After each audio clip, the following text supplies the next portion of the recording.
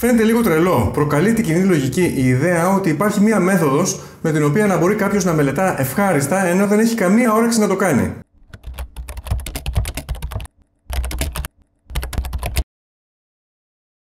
Φυσικά η μέθοδος δεν είναι η γνωστή σκάσε και διάβασε, γιατί το θέμα δεν είναι απλά να το κάνουμε, αλλά να το κάνουμε εύκολα και ευχάριστα.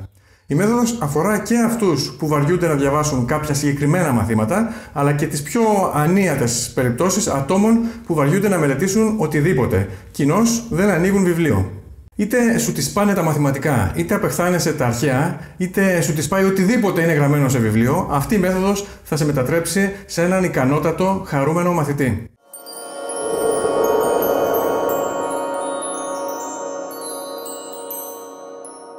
Η μέθοδος αποτελείται από 4 βήματα και θα ξεκινήσω από το λιγότερο σημαντικό, ώσπου θα φτάσω και στο 4ο που είναι το πιο σημαντικό απ' όλα. Πρώτο βήμα. Μίλα σου καλύτερα. Μίλα καλύτερα στον εαυτό σου. Πολλές φορές οι λέξεις που επιλέγουμε για να μιλάμε στον εαυτό μας είναι κρίσιμος παράγοντας για την πορεία μας.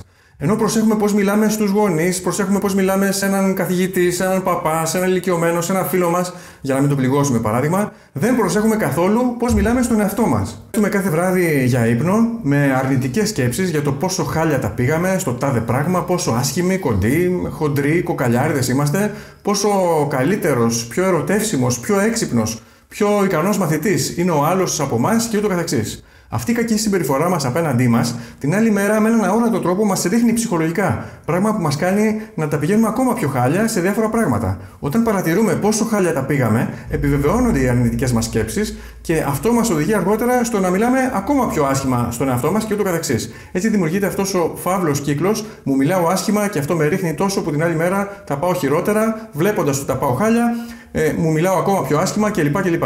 Όμως, εκτός από αυτόν τον καταστρεπτικό φαύλο κύκλο, υπάρχει και ο επικοδομητικός κύκλος, που εν συντομία έχει ως εξής. Ακόμα και αν υστερώ σε κάτι, κάνω θετικές επικοδομητικές σκέψεις, θα σας πω μετά πώς. Αυτό την άλλη μέρα με κάνει να είμαι πιο πολύ στα κέφια μου, άρα να τα πηγαίνω καλύτερα. Πράγμα που όταν το διαπιστώνω, με οδηγεί σε ακόμα πιο θετικές και αισιόδοξες σκέψεις και ούτω καθεξής.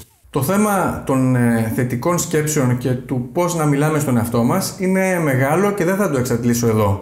Θα σας δώσω μόνο 2 πρακτικές συμβουλές που αφορούν ειδικά τις επιδόσεις μας στη μελέτη. Πρώτον, μετά από μια αποτυχία, αντί να αναρωτιέστε τι έκανα λάθος, αναρωτηθείτε τι θα έκανα διαφορετικά. Ουσιαστικά το ίδιο πράγμα λέτε, όμως στην πρώτη περίπτωση το εκφράζετε με έναν αρνητικό, στενάχωρο τρόπο, ενώ στη δεύτερη με μια θετική, επικοδομητική σκέψη. Έτσι, αντί για αγανάκτηση για το λάθος μας, επιλέγουμε να πεισμώσουμε για να βελτιωθούμε. Αντί να θρηνούμε για το παρελθόν, προσανατολιζόμαστε στο μέλλον. Δεύτερον, χρησιμοποιήστε τη λέξη και αντί για τη λέξη αλλά. Για παράδειγμα, στη φράση πρέπει να διαβάσω αλλά βαριέμαι, να λες πρέπει να διαβάσω και βαριέμαι. Αντί του πρέπει να σηκωθώ νωρίς αλλά νηστάζω, πες πρέπει να σηκωθώ νωρίς και νηστάζω. Είτε πεις και είτε πεις αλλά, το ίδιο νόημα έχει η πρόταση, όμως με το αλλά υπερτονίζεις τη σύγκρουση που υπάρχει μέσα σου. Οτιδήποτε βρίσκεται πίσω από το αλλά υποβαθμίζεται, σχεδόν διαγράφεται, ώστε να υπερτονιστεί αυτό που είναι μετά το αλλά. Η πραγματικότητα όμως είναι πιο σύνθετη, έχει πολλές πλευρές και αδικείται από την υπερβολικά συχνή χρήση του κάπως απλοϊκού αλλά. Χρησιμοποιήστε έξυπνα την ελληνική γλώσσα. Η χρήση των σωστών λέξεων επιδρά στο υποσυνείδητό μας, δείχνοντάς του ότι παρόλο που βαριέμαι να κάνω κάτι, αυτό δεν σημαίνει απαραίτητα ότι απαγορεύεται να το κάνω. Όταν πρέπει να διαβάσεις αλλά βαριέσαι, δύσκολα διαβάζεις. Όταν όμως πρέπει να διαβάσεις και βαριέσαι, ίσως ευκολότερα μπορείς να κάνεις έστω μια μικρή αρχή και να διαβάσεις λίγο. Μετά από την αντικατάσταση του αλλά από το και, μπορείς να πεις πιο εύκολα τη μαγική φρασούλα και τι έγινε, θα το κάνω. Παρόλο που νηστάζω, βαριέμαι κλπ. Μια άλλη φράση που λέω συχνά στον εαυτό μου, η οποία με κινητοποιεί για δράση ακόμα και όταν δεν έχω πολύ όρεξη, είναι η «κάνε το τώρα». Κάνε το τώρα. Να ένας καταπληκτικός τρόπος να μιλάς στον εαυτό σου, όχι πάντα βέβαια, τις ώρες που πρέπει να είσαι δραστήριος, ώστε να ξεδιπλώνεις όλες σου τις δυνατότητες. Την ιδέα της αντικατάστασης του αλλά με το και την είδα σε ένα ξένο βίντεο, το οποίο την πρότεινε σε γονείς όταν μιλάνε στα παιδιά τους. Στην περιγραφή μπορείτε να δείτε ένα σχετικό άρθρο για το θέμα. Το πρώτο βήμα λοιπόν για να μπορείς να διαβάζεις όταν βαριέσαι να διαβάζεις είναι να σου μιλάς λίγο καλύτερα. Πάμε τώρα να δούμε το δεύτερο βήμα.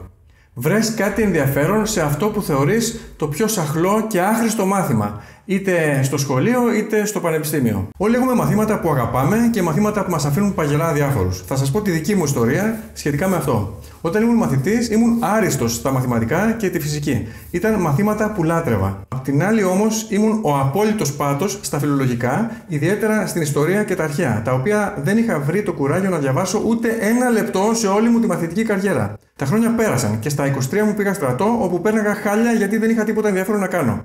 Μια μέρα λοιπόν, εκεί που καθόμουν σε ένα γραφείο, βλέπω ένα στρατιωτικό περιοδικό που είχε ξεχάσει ένας αξιωματικός, το οποίο είχε αφιέρωμα στο λεγόμενο πόλεμο Αστραπή. Ως εντελώς ανιστόρητος που ήμουν, δεν είχα ιδέα σε ποιο ιστορικό γεγονός αναφερόταν αυτός ο όρος. Μου μπήκε η περιέργεια.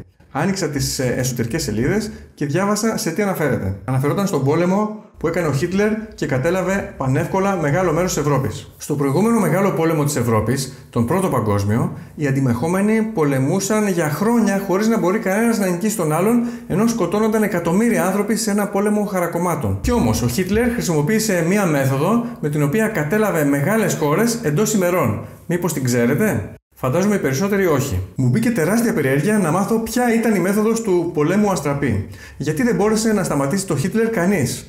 Για πρώτη φορά στη ζωή μου, εγώ, ο ανιστόρητος, είχα ένα τεράστιο ενδιαφέρον να μάθω τι συνέβη σε ένα ιστορικό γεγονός και το διάβασα αχόρταγα. Δεν μου λέτε τώρα, σας μπήκε καθόλου περιέργεια να μάθετε ποιο ήταν το απίστευτο κόλπο του Χίτλερ που του επέτρεψε να καταλάβει με περίπατο τις μεγάλες χώρες της Ευρώπης? Αν ναι, θα σας το πω και να ξέρετε ότι την απάντηση θα τη θυμάστε για όλη σας τη ζωή. Ξέρετε γιατί? Γιατί σας κέντρισα την περιέργεια. Αυτή είναι και η αρχή που ακολουθώ στην τάξη ως καθηγητής. Διαφωνώ κάθετα με την άποψη που λέει ότι εμείς οι καθηγητές οφείλουμε να καλλιεργούμε την γνώση.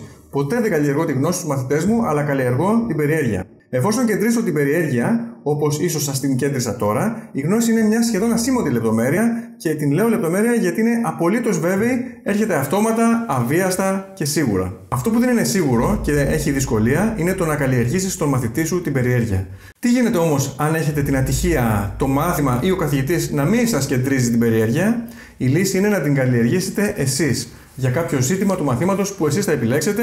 Για μένα στην ιστορία ήταν ο πόλεμος Αστραπή, που διάβασα τυχαία μια μέρα στο στρατό. Για σας μπορεί να είναι κάτι άλλο. Ας σας πω όμως το κόλπο του Χίτλερ, για να μην το αφήσω αναπάντητο. Το μυστικό της επιτυχίας ήταν δύο όπλα που για πρώτη φορά πρωταγωνίστησαν στον πόλεμο, ενώ ως τότε κανένας δεν τα εμπιστευόταν. Το πρώτο είναι οι αεροπορικοί βομβαρδισμοί που στηρίχθηκαν στα πιο βελτιωμένα αεροπλάνα που μόλις είχε κατασκευάσει ο Χίτλερ και πήραν τη θέση που κατήχε ως τότε το πυροβολικό, και κυρίως το δεύτερο, τα άρματα μάχης. Τάγκς υπήρχαν και στο προηγούμενο πόλεμο, τον Πρώτο Παγκόσμιο, όμως ενώ δημιουργούσαν τρόμο στον αντίπαλο, είχαν και σοβαρά προβλήματα. Κολλούσαν εύκολα στις λάσπες και τα εμπόδια, χαλούσε η μηχανή τους κλπ. Ο Χίτλερ, μυστικά σε συνεργασία με την Κομμουνιστική Σοβιετική Ένωση, εκπαίδευσε το προσωπικό και ανέπτυξε πολύ καλύτερα άρματα μάχης που δεν είχαν αυτά τα προβλήματα. Έτσι, όταν οι σύμμαχοι πήγαν να αμυνθούν με τον κλασικό πόλεμο χαρακομμάτων, τα άρματα με γρήγορες κινήσεις διαπερνούσαν τις γραμμές άμυνας και το παιχνίδι τελείωνε. Κάτσε εσύ και πολέμα με τη τουφέκα, ενώ το άρμα έχει περάσει μέσα στη χώρα και την καταλαμβάνει με τεράστια δύναμη πυρός. Αυτό ήταν το κύριο στρατιωτικό κόλπο του Χίτλερ, με το οποίο κατατρόπωσε τους αντιπάλους του. Μόλις το έμαθα, μου μπήκε τεράστιο ενδιαφέρον να μάθω πώς τελικά ιτήθηκε αυτός ο τύραννος. Ήθελα να μάθω τα πάντα για τη μάχη του Στάλινγκραντ, για την απόβαση στην Νορμανδία και διάφορα άλλα. Μετά θέλησα να μάθω τι έκανε ένας άλλος στρατηγός και κατάφερε κάτι ακόμα πιο απίστευτο. Να καταλάβει σχεδόν όλο τον γνωστό τότε κόσμο, νικώντας με άνεση δεκαπλάσιους στρατούς. Φαντάσου ένα πράγμα σαν να πηγαίνει σήμερα η Ελλάδα και να καταλαμβάνει όλη την Ευρώπη και τη Ρωσία μαζί. Θα πιστεύατε ποτέ ότι είναι δυνατόν να γίνει κάτι τέτοιο? Κι όμως, κάποτε ένας μικρός στρατός κατάφερε ένα τέτοιο άθλο, και φυσικά μιλάω για το στρατό του Μεγάλου Αλεξάνδρου. Για να μην σας τα πολυλογώ, με αρχικά ερεθίσματα αυτά τα ιστορικά γεγονότα, ξαφνικά στα 23 μου ένιωσα ένα ακατανίκητο ενδιαφέρον για ιστορία και προμηθέθηκα αμέσως τα καλύτερα βιβλία που υπάρχουν για να μάθει ιστορία κάποιος που είναι άσχετος με ιστορία. Ξέρετε ποια είναι αυτά? Μα φυσικά τα σχολικά βιβλία. Και πιστέψτε με, τα ξεκοκάλισα. Όμως μη με μιμηθείτε σε αυτό, ήταν τραγικό που έπρεπε να φτάσω σε τόσο μεγάλη ηλικία για να ενδιαφερθώ για την ιστορία, μάλιστα από ένα εντελώς τυχαίο γεγονός, ένα ξεχασμένο περιοδικό που έπεσε στα χέρια μου μια μέρα απόλυτης βαρεμάρας στο στρατό. Ένα γεγονός που αν δεν είχε συμβεί, θα ήμουν ακόμα και σήμερα ένας εντελώς ανίδεος άνθρωπος σε θέματα ιστορίας. Θα ήταν καλύτερο λοιπόν να είχα καλλιεργήσει μέσα μου την περιέργεια για την ιστορία όσο ήμουν μαθητής. Αυτό λοιπόν είναι και το δεύτερο βήμα που σας προτείνω ώστε να μπορείτε να διαβάζετε κάτι που βαριέστε να διαβάσετε. Βρείτε μέσα σε αυτό κάτι ενδιαφέρον. Σας είπα για την ιστορία. Για τα αρχαία θα μπορούσε να είναι μία λέξη, η αρχαία προέλευση της οποίας να σας εξάψει το ενδιαφέρον. Ρωτήστε το φιλόλογό σας και θα σας πει αρκετές τέτοιες λέξεις και την ιστορική διαδρομή τους μέχρι σήμερα. Ίσως αυτό σας κάνει να δείτε με περισσότερη συμπάθεια το μάθημα των αρχαίων. Σε κάθε μάθημα υπάρχει κάτι φοβερά ενδιαφέρον που μπορεί να εξάψει την περιέργειά σου. Είναι σαν την άκρη του νήματος. Ψάξε να βρεις κάτι ενδιαφέρον στο μάθημα που βαριέσαι και όλα τα υπόλοιπα θα έρθουν εύκολα και αβίαστα. Πάμε τώρα στο επόμενο βήμα που ίσως φαίνεται να έρχεται σε αντίθεση με το προηγούμενο βήμα. Μην περιμένεις να αγαπήσεις κάτι για να το μελετήσεις. Παρασυρμένοι από ιδέες σαν αυτές που μόλις σας είπα, αρκετοί από εμάς αρνούμαστε να διαβάσουμε κάτι που δεν μας ενδιαφέρει. Λέμε μέσα μας, πρώτα θα αγαπήσω το γνωστικό αντικείμενο και μετά θα κάτσω να το διαβάσω. Και υπάρχουν και σχετικά αποφθέγματα γι' αυτό, όπως αυτό που λέει κάνε αυτό που αγαπάς και δεν θα χρειαστεί να δουλέψεις ποτέ ξανά στη ζωή σου. Σωστό? Λάθος.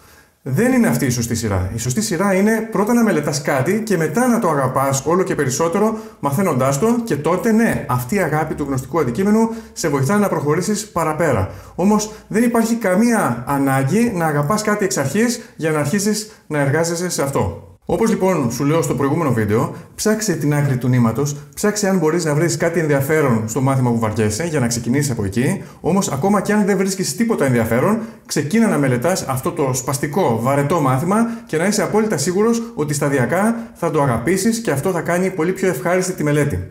Πάμε τώρα στο τέταρτο και σημαντικότερο βήμα απ' όλα, σπάσε το σε μικρότερα κομμάτια. Πάρε κάτι μεγάλο και σπάσε το σε μικρότερα κομμάτια. Αν έχεις να διαβάσεις ένα ολόκληρο κεφάλαιο, βάλε στόχο να διαβάσεις μόνο μία σελίδα του. Και μετά βλέπεις αν και πώς θα συνεχίσεις. Αν αυτό σου φαίνεται πολύ, σπάσε το σε ακόμα μικρότερα μέρη. Για παράδειγμα, βάλε στόχο να διαβάσεις μόνο μισή σελίδα ή ακόμα και μόνο μία παράγραφο. Και μετά βλέπεις αν θα συνεχίσεις λίγο ακόμα.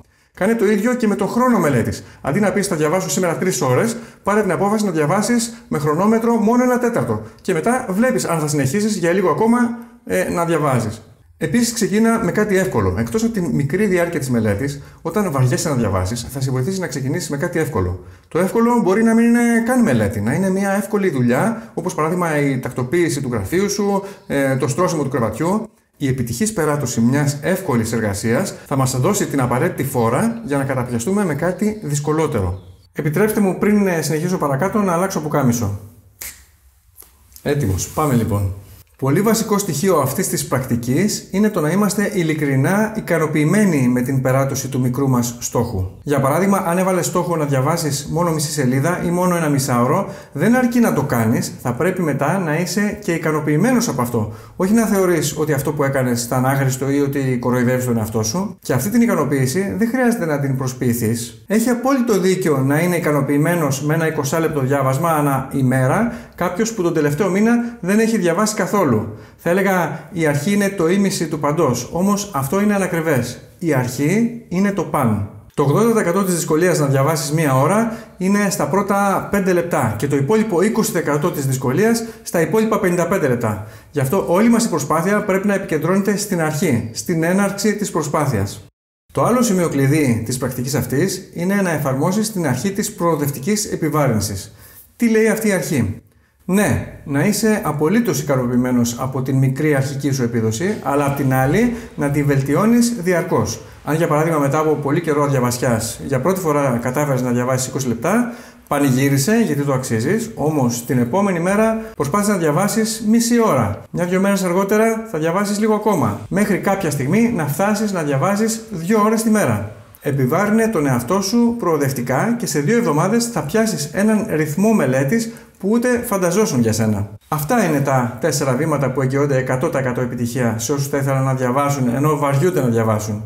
Τα βήματα αυτά είναι μέρος της συνταγής για μια φοβερή αρετή που ονομάζεται αυτοπειθαρχία, η οποία είναι το μυστικό πίσω από κάθε επιτυχία. Θα μπορούσε μάλιστα αυτό το βίντεο να το ονομάσω πώς να αποκτήσετε αυτοπειθαρχία στη ζωή σας. Επιτρέψτε μου λοιπόν, μιας και το ξεκινήσαμε, να σας πω και λίγα πράγματα γενικά για την αυτοπειθαρχία.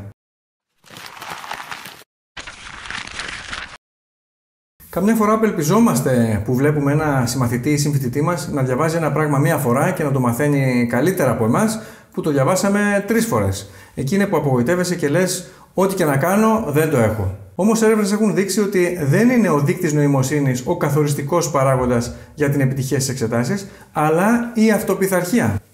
Όλοι οι γκουρού της προσωπικής βελτίωσης, όταν ερωτώνται ποιο είναι το μεγαλύτερο μυστικό της επιτυχίας, τι θα πρότειναν αν έπρεπε να προτείνουν μόνο ένα πράγμα, τότε όλοι δίνουν την ίδια απάντηση. Η αυτοπειθαρχία. Τι είναι όμως η αυτοπειθαρχία? Η αυτοπειθαρχία ορίζεται ως η ικανότητα να κάνεις αυτό που πρέπει, όταν πρέπει, είτε σου αρέσει είτε όχι. Είναι τόσα πολλά που προσφέρει η αυτοπειθαρχία στην επιτυχία και την προσωπική ευτυχία μας, που την κάνουν την πιο σημαντική ικανότητα που θα άξιζε κάποιος να αποκτήσει. Ευτυχώς, η αυτοπειθαρχία στη μελέτη κατακτάται εύκολα με τα 4 βήματα που σας ανέφερα, αλλά και με 2 επιπλέον τρόπους που θα σας πω τώρα. Πρώτον, αγάπησέ την. Δεν μπορείς να κατακτήσεις την αυτοπειθαρχία αν πρώτα δεν την αγαπήσεις. Θα μου πεις πώς γίνεται να αγαπήσω κάτι τόσο στριφνό και δυσάρεστο, και απαντώ. Είναι τόσα πολλά αυτά που προσφέρει που πραγματικά αξίζει όχι απλά να την αγαπήσεις, αλλά να την λατρέψεις. Με την αυτοπειθαρχία απορρίπτεις την παρόρμηση για κάτι εύκολο που σου προσφέρει μια άμεση μικρή ανταμοιβή για χάρη κάποιας πιο δύσκολης δραστηριότητας που προσφέρει μια καθυστερημένη μεν, αλλά πολλαπλάσια και διαρκέστερη ανταμοιβή. Το πιο κλασικό και καθαρό παράδειγμα αυτοπειθαρχίας είναι η σωματική άσκηση, στην οποία απαρνιόμαστε τη σωματική μας άνεση βάζοντας το σώμα μας σε μια επίπονη διαδικασία, πράγμα όμως που μας ανταμείβει πολλαπλάσια αργότερα. Η αυτοπειθαρχία είναι μια ανώτερη, αντιενστικτώδης πνευματική λειτουργία. Όταν δεν έχεις αυτοπειθαρχία, η ζωή σου καθοδηγείται από τα συναισθήματά σου και συχνά η διαδρομή δεν είναι και τόσο ευχάριστη, ενώ η κατάληξη μπορεί να είναι ακόμα χειρότερη. Η αυτοπειθαρχία προσφέρει ελευθερία και απόλαυση στη ζωή. Αν είσαι πειθαρχημένος, θα έχεις πιο πολύ ελεύθερο χρόνο, πιο ωραία και πιο πετυχημένη ζωή. Αγαπήστε λοιπόν την αυτοπειθαρχία, επιθυμήστε την για τον εαυτό σας, όχι γιατί σας το λέω εγώ, αλλά για την απόλαυση και την ελευθερία που θα σας προσφέρει. Δεύτερον, δες την σαν μη. Θα κατακτήσεις πιο εύκολα την αυτοπειθαρχία αν ξέρεις ότι λειτουργεί όπως ένας μυς, ειδικά στα εξής χαρακτηριστικά της. Πρώτον, δεν είναι ανεξάντλητη. Έχει φανεί επανειλημμένα σε πειράματα αλλά και στην καθημερινή μας εμπειρία ότι όπως η σωματική δύναμη, έτσι και η αυτοπειθαρχία καθημερινά εξαντλείται κάποια στιγμή. Δεύτερον, εξασκείται όπως ακριβώς εξασκείται ένας μυς του σώματος. Με την καθημερινή εξάσκηση, η αυτοπειθαρχία μπορεί να αυξήσει τη δύναμή της για ακόμη δυσκολότερες προκλήσεις, αλλά και να αυξήσει την αντοχή της για μεγαλύτερη διάρκεια χρήσης της. Και τέλος, τραυματίζεται. Ακριβώς όπως ένας μυς στο γυμναστήριο, έτσι και η αυτοπειθαρχία κινδυνεύει από τραυματισμό που οδηγεί σε αδυναμία χρήσης της για αρκετό καιρό. Το καλύτερο για αυτή την περίπτωση είναι να εφαρμόσουμε τη συνταγή που ακολουθούμε και για έναν σωματικό τραυματισμό. Να αφήσουμε την τραυματισμένη μας αυτοπειθαρχία για κάποιο διάστημα να ξεκουραστεί. Το φαινόμενο το έχω ονομάσει πνευματικό τραυματισμό και θα το αναλύσουμε περισσότερο σε άλλη ευκαιρία. Συνοψίζοντας, είναι σημαντικό να ξέρεις ότι η αυτοπειθαρχία είναι πεπερασμένη και εξασκείται καθημερινά όπως ένας μυς, ενώ πρέπει να ξεκουράζεται τουλάχιστον μία μέρα τη βδομάδα όπως και οι μύες μας. Αν το γνωρίζεις, δεν θα απελπίζεις όταν σου εξαντλείται και θα μπορείς να τη βελτιώσεις με μεθόδους παρόμοιες με αυτές που χρησιμοποιείς στον αθλητισμό. Ας κάνουμε τώρα μια μικρή ανακεφαλαίωση σε όσα είπαμε σε αυτό το βίντεο. Για να κατακτήσουμε την αυτοπειθαρχία, θα πρέπει να την αγαπήσουμε για την ελευθερία και την απόλαυση που προσφέρει στη ζωή μας. Η αυτοπειθαρχία λειτουργεί ακριβώς όπως ένας μυς, εξαντλείται καθημερινά, εξασκείται, βελτιώνεται και κινδυνεύει από τραυματισμό. Ειδικά για την αυτοπειθαρχία στην πνευματική εργασία, ή να το πω αλλιώς, το πώς να μελετάμε όταν βαριόμαστε να μελετάμε, η εύκολη μέθοδος αποτελείται από τα εξής 4 βήματα. Πρώτο βήμα, μίλα σου καλύτερα. Μην κάνεις σκέψεις αγανάκτησης, μην κολλάς στο παρελθόν, στρέψε το ενδιαφέρον σου στο μέλλον και στο τι μπορείς να κάνεις για να βελτιωθείς. Μην λες θέλω να διαβάσω αλλά βαριέμαι, αντί αυτού πες θέλω να διαβάσω και βαριέμαι. Αυτό θα σε βοηθήσει να κάνεις ευκολότερα μια μικρή αρχή. Δεύτερο βήμα, αν μπορείς, βρες κάτι ενδιαφέρον στο βαρετό σου μάθημα για να ξεκινήσεις από εκεί. Αν όμως δεν βρεις τίποτα ενδιαφέρον στο μάθημα ή στα μαθήματα που βαριέσαι, ξεκίνα να μελετάς και στην πορεία θα το βρεις. Αυτή είναι η σωστή σειρά. Πρώτα ενασχόληση και μετά γεννιέται το ενδιαφέρον. Όμως το σημαντικότερο βήμα όταν βαριέσαι να διαβάσεις κάτι είναι να το σπάσεις σε μικρότερα κομμάτια ύλης ή σε μικρότερα κομμάτια χρόνου μελέτης. Αφού το κάνεις, δεσμεύσου στο τέλος κάθε ημέρας, όσο μικρή και αν ήταν η απόδοσή σου, να είσαι ικανοποιημένος και όχι ανυπόμονος και παραπονιάρης για όσα δεν κατάφερες. Όσα είδατε ως εδώ θα σας βοηθήσουν να ξεκολλήσετε από την αδράνεια, είτε αυτή αφορά ένα βαρετό μάθημα, είτε δύο, είτε όλα τα μαθήματα. Μετά από όσα μάθατε, είστε πλέον πιστοποιημένοι από μένα για να πάρετε το επόμενο μάθημα της μεθόδου, το οποίο είναι μακράν το σημαντικότερο απ' όλα. Γι' αυτό προτείνω να το δείτε ξεκούραστοι. Μετά και από το επόμενο βίντεο, τίποτα δεν θα είναι ίδιο για εσάς.